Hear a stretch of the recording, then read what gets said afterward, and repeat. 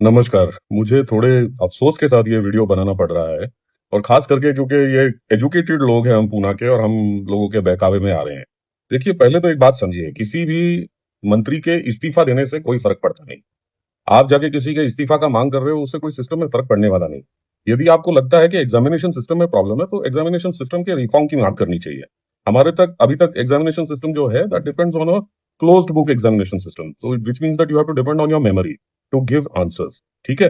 तो 20,000 क्वेश्चंस या 50,000 क्वेश्चंस का यदि क्वेश्चन बैंक होगा, तो वो सारी चीज़ें मेमोरी में समाना तो आसान है नहीं। आपको इवेंचुअली 200 क्वेश्चंस के ऊपर आपके मार्क्स पड़ने वाले हैं। इस वजह से पेपर लीक्स होती है, बहुत सारी चीज़ें होती हैं। So ideally it should get replaced or get blended with an open book examination system. लेकिन ये मांग नहीं हो रही है because this is difficult to sell. Politically आसान क्या है कहने के लिए कि भाई वो मंत्री का इस्तीफा मांगो। मंत्री का इस्तीफा, चल मंत्री इस्तीफा दे देगा, कल कोई दूसरा बेवकूफ मंत्री आके उसकी जगह पर बैठेगा, फर्क क्या पड़ेगा? सिस्टम तो वैसे का वैसा रहेगा ना।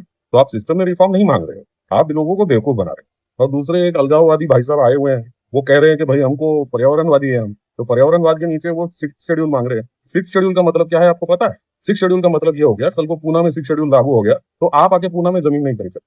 आप कितने लोग पुणे में आएंगे वो भी हम डिसाइड करेंगे, पुणेकर जो जितने हैं ना, आम्ही पुणेकर ठरवू की तुम्ही लोक किती येणार पुण्यात आणि किती माणसं येतील आणि कोणी तिथं जमीन घेऊ शकत नाही, पण आम्ही येऊन दिल्लीत जमीन घेऊ, आम्ही येऊन बारामतीत घेऊ, आम्ही येऊन औरंगाबादमध्ये घेऊ, पण पुण्यात तुम्ही येऊन जमीन घ्यायचं नाही. That is the meaning of the six schedule. So will that be acceptable to you? Any thinking person, any patriot will never support this kind of nonsense. ये करके देखा है ना आपने, 75 साल पहले आपने पाकिस्तान बनाया ना, तो फिर क्या हुआ उसके बाद? आप तो भुगत रहे हो ना उसके नतीजे। उसके बाद में भी आपने लिंग्विस्टिक लाइंस पे स्टेट्स की डिवीजन करी, आपने क्या किया? उसके बाद उसके नतीजे भी आप भुगत रहे हो। आज भी आप देख रहे हो, ये मेरा है, ये तेरा है, ये तेरी जमीन है, मेरी जमीन, ये सब बेवकूफी चल ही रही ना। क्या कर रहे हो आप? लोगों को बांट रहे हो आपस में। ये कोई तरीका है काम करने का? शर्म आनी चाहिए आप लोगों को। ऐसे लोगों को आप सपोर्ट कर रहे हो। और ये अलगाववादी भाई साहब के लिए लोग जाके जनता हमको कह रहे हैं पर्यावरणवादी है, इसके लिए जाके उनको सपोर्ट कीजिए। शर्म आनी चाहिए आप लोगों की, आप इस तरीके के काम कर रहे हो। प्लीज अंडरस्टैंड कि ये क्या हो रहा है। This is separatism.